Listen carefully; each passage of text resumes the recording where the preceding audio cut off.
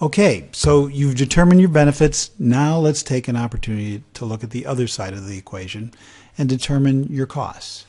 You may find determining costs somewhat easier than determining benefits. That's true for a number of reasons. If you work for a company, they already have a wealth of cost information. Salary and labor costs, at least for the current workforce, is readily available. You can also get help in determining costs from your current or prospective vendors, and there's certain institutional memory and subject matter experts that exist within your organization that have a pretty good idea of what things cost. You do have to make assumptions. Typically there are fewer of them when you're determining costs, and there's less uncertainty around those assumptions when you're talking about costs. However, there are many projects that underestimate costs. Boeing's Dreamliner project is one legendary example. It is easy to underestimate costs if you do not pay attention to the details. It's probably important to identify that there are some real differences between software and hardware when it comes to establishing expense budgets. For one is at the manufacturing cost for software. Once you've done the development, the actual producing copies of the software is relatively inexpensive. And in fact, in a digital world, it's pretty darn close to zero. Whereas in hardware, the cost of producing hardware can be significant, even if you're only producing a few units. And that's because you have to invest in plant, physical space, equipment, the labor, all those things associated with it. Plus, the design and development of the prototypes and the engineering that goes into creating hardware is not insignificant either. Whereas software has a lot of upfront costs, hardware has upfront costs but very significant production costs. So economies of scale. And what we mean by economies of scale is what does the cost structure look like as volume increases? Well, with software, unit costs decrease rapidly with sales. That first unit, if you put in all the development time, goes with that first unit. But that's a fixed cost. That cost, once you've done it, once you've invested in the development of software, that cost remains fixed. And then that becomes the numerator, and each additional unit of sale adds to the denominator. So as you can see, as you ramp up your sales, those costs per unit go down significantly. Whereas with hardware, plant and equipment have a certain capacity. As we saw with the whole marginal cost curve, there comes a point where your costs go up dramatically when you reach the capacity of your production facility. Within a certain range, there are economies of scale. As you grow in large chunks of production output, those costs in terms of plant and equipment replicate themselves, and so you essentially start up that marginal cost curve all over again. So cost recovery, what happens if, in fact, the project fails? In the area of software, you're out of luck. All that time you put into development goes away. There's no way to recover that time and that energy and that intellectual capital and that expertise that you sunk into that software. So there's really no way to get that back.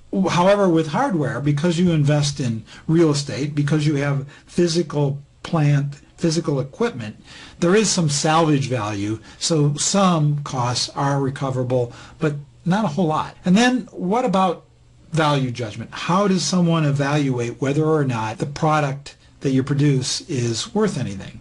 Well, in the area of software, you really need to see the software in action. That's why software demonstrations are a key part of the sales process. You have to actually see the software work. And in many cases with hardware, all you really need is the specifications. You don't really need to see if that router, what that router looks like. In fact, most hardware is fairly boring looking. It's a box with some lights on it, that sort of thing.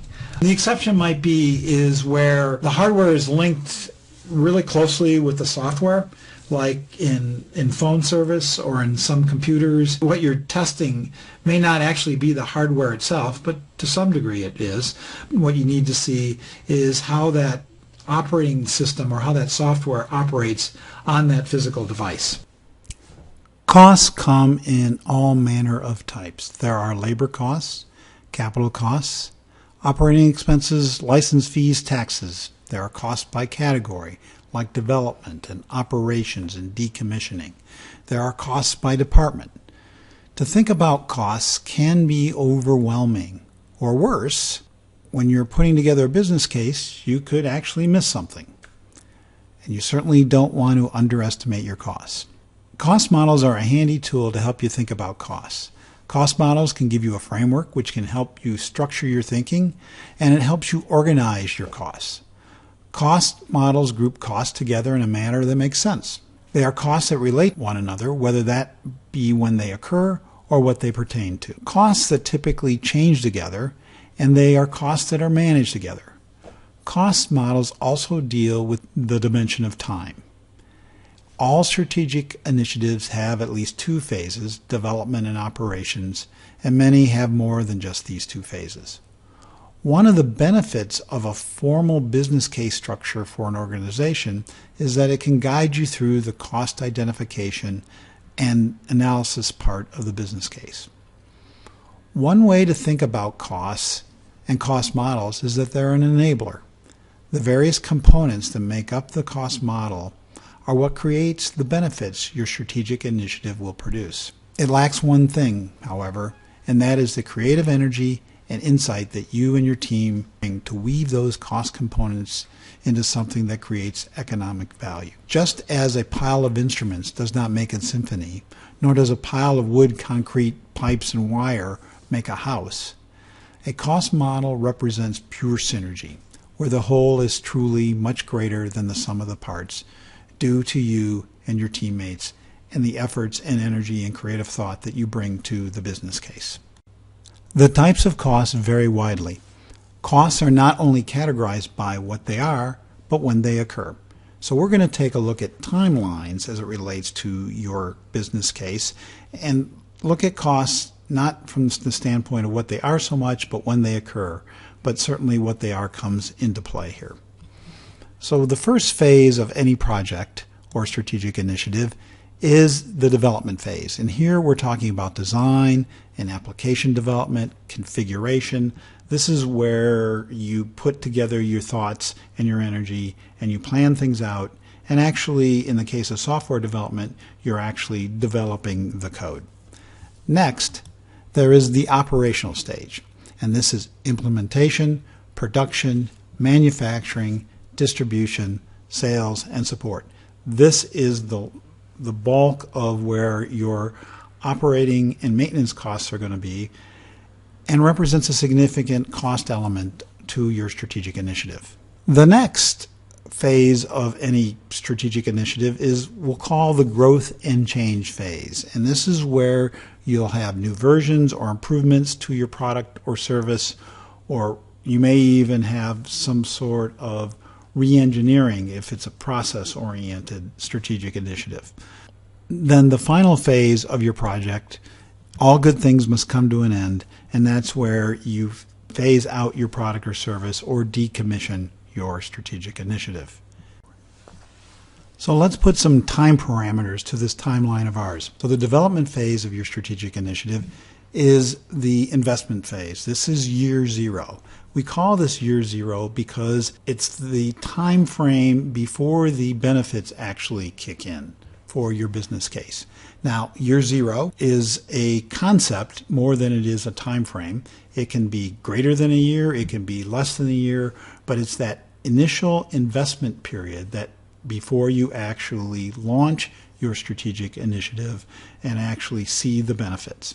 Then there's operations, and this is years 1 through N, and N being however long your strategic initiative will last. It represents the period of time where your strategic initiative, or your product or service, if you will, is actually operating, and it's incurring not only expense, but it's actually generating the benefits that you've intended for your strategic initiative to produce.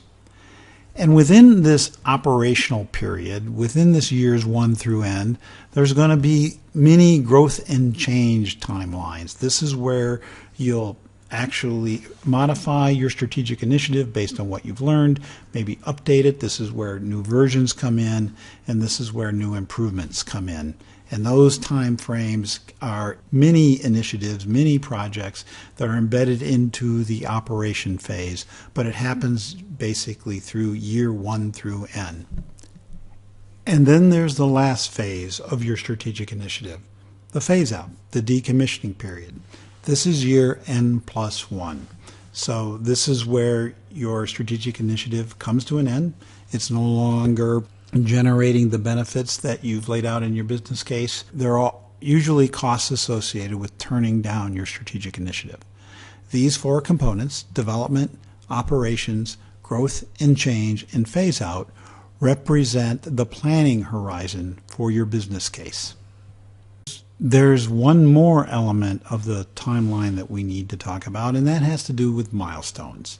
In the development phase, there are key milestones, key deliverables that happen throughout development phase. These milestones are specific dates that represent intermediate deliverable items in the development of your strategic initiative, whether it's code complete or testing complete or implementing certain parts of a network. It's important to call out these milestones, and often these milestones might have costs associated with them, and it may be important to break up your development phase so that the costs for each milestone are clearly identified. And then the combination of all of these milestones result into a launch, and that launch is the point which determines that you're no longer in the development phase and that you're now in the operation part of your strategic initiative, and you should start to see benefits generate from all your efforts. I think we're going to take a break here, and then we'll come back in part 2 of determining costs and actually walk through a couple of cost models and talk about where you might actually find the costs associated with your business case.